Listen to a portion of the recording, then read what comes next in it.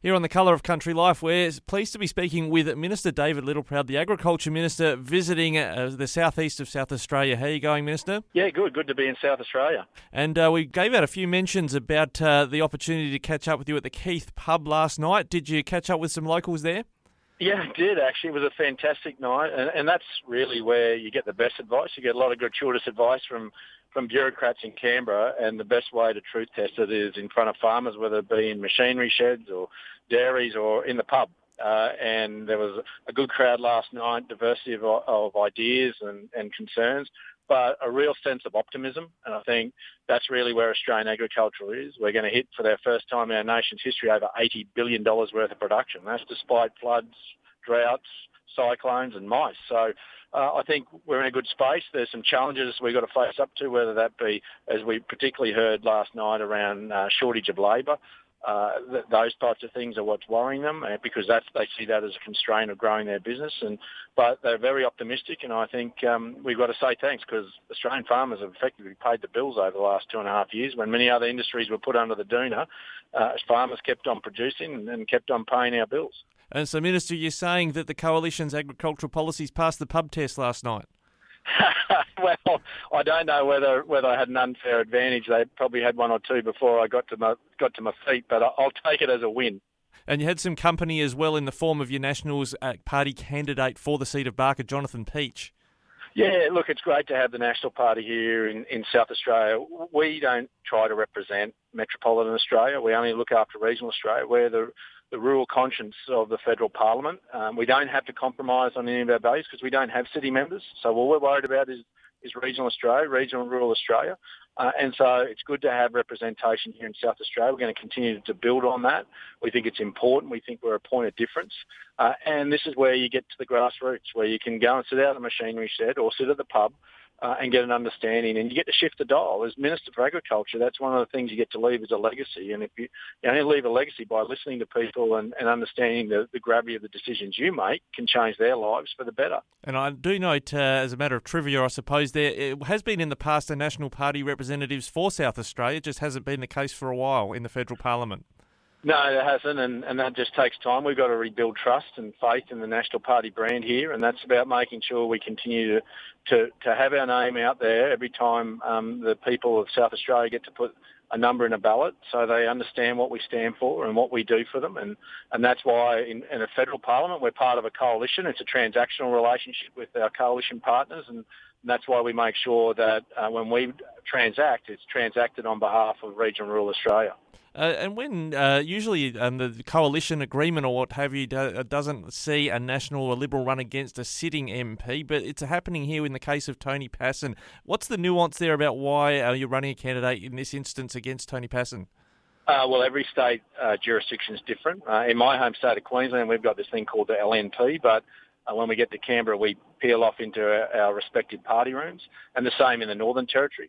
In Victoria, New South Wales and South Australia, their individual party units make a determination. Some reach agreements where it's only when a retiring member vacates, but in South Australia, they don't have that agreement, so it obviously allows us as National Party members to have three-corner contests to run against sitting members. That's simply because we are two separate parties. As I said, we don't represent metropolitan Australia. We only represent regional and rural. We don't have to compromise as a party about the values of metropolitan members in any decisions we make. So that's why here in South Australia, the South Australian Party has made a determination they'll run against city members, and we'll put our views and ideas up. Now, Minister, getting away from the politics to policy and spending commitments, you've been making a couple in South Australia, not just for the people of Barker, but across regional SA in the last 24 hours. Yeah, look, this morning, $24 million nationally for pests and weeds. It costs Australian agriculture close to $5 billion a year. Now, while states manage pests and weeds, this is seed funding to make sure that we make a difference, whether that be here in Barker with $2 million to eradicate deer over the next 10 years, or $1 million that also goes there to help our grain producers here in chemical and herbicide use, getting effective use of that, or whether it be dog eradication for being on this side of the dog fence, of which we've also put $10 million with the South Australian government into rebuilding. So this is about making sure that even if we could shift the dial by $500 million worth of cost to farmers over the next 5 to 10 years. That's $500 million that goes back into producers' pockets. And if it goes back into producers' pockets, invariably they spend it on their businesses, and they spend that money in local businesses in town. And that's where you shift the dial for regional Australia. And so while the states are partnering with us, we're just saying this is our seed funding, we'll get out of your hair now, but we want to see real results. And that means that we'll see eradication of deer and dog. And that's important. We're also looking to make sure that there's transparency in markets. I've had some real concerns about how the big two Australian supermarkets and the big German have been treating our farmers, and I called an ACCC inquiry into that. They came back with some recommendations around greater transparency for a number of commodities, and one of those was the chicken meat sector, not just with the supermarkets but the processors, and making sure that those farmers have the same information that the processors and supermarkets do when they negotiate. There can't be a market and power imbalance.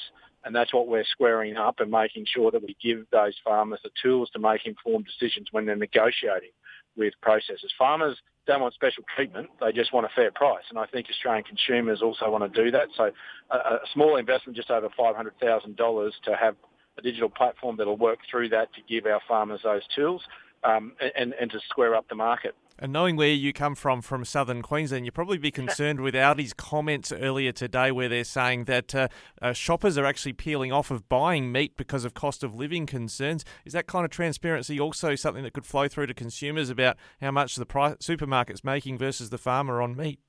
Yeah, and I think it's a bit rich for the big German to be saying that. I mean, they've been stitching up. They were part, and particularly when you think about, they started this whole thing with Coles and Woolworths in devaluing our dairy industry by putting $1 litre milk. I mean, they devalued the industry overnight just as a lost leader to get customers through their stores, and they really have no social license to be commentating about what cost of production is if they're not prepared to open up their own books. And so I take anything that the big German may say with a grain of salt, to be candid. But what I want to make sure is that consumers know exactly what it costs to produce, whether it be a kilo of beef or an avocado or a lemon or a lime. I think they're prepared to pay a fair price to farmers because this is something that Australians don't take for granted. They understand that they want to have that luxury to walk into a supermarket, and they want farmers to be there. But farmers won't be there if they're not getting a fair price, and I think supermarkets need to show that transparency. And the second part of this ACCC inquiry is that once we get that transparency in pricing, and what in the market is that if they can't demonstrate that, then the government may need to regulate. And I'm not afraid to do that. I might be afraid as part of the National Party to step in and protect Australian farmers to get fair prices over the big three supermarkets. Now, Minister, lastly, we've talked a few times before about Australia's $100 billion production value target by 2030. Those initiatives you've mentioned about pest control, for instance, good steps in a direction there. Are we sort of at risk of possibly getting complacent because we've got great prices for our farmers at the moment that might get us to that target a bit more easily than getting the underlying production underway?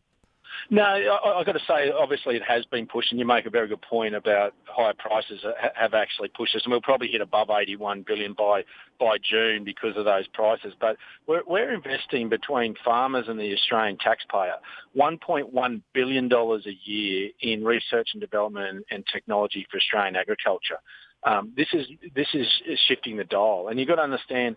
You put it into context. In 2014-15, we were producing about $47 billion worth of agricultural production, and we were in the middle of a drought then, and we were only just getting out of a drought in many parts of Australia, particularly my part in Western Queensland.